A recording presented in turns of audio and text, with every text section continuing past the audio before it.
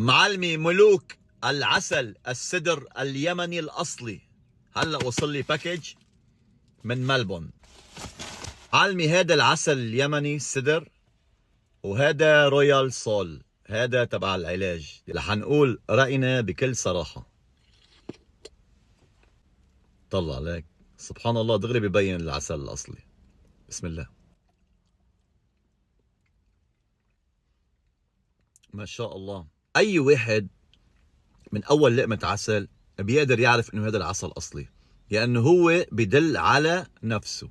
هذا عسل الصال، هذا مثل ما قلت لكم للعلاج إذا حدا عنده فلو أو عنده بلغم أو شيء. تعال نجرب كمان. بسم الله.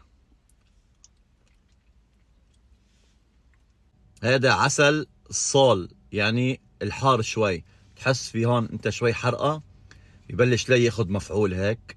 اذا عندك بلغم، اذا عندك انفكشن، كلياته هذا بيتعالج. وهذا كلياته مذكور بالقرآن، وصاحب البراند اسمه توفيق. رح نكتب لكم اسم البراند.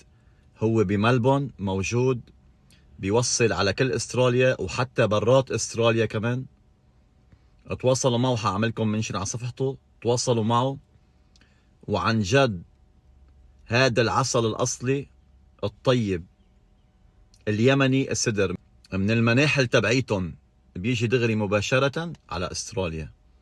تاخد عسل فريش طيب، اعمل اوردر وادعي للكولونيل. ماشي معلم؟ يعطيكم العافية.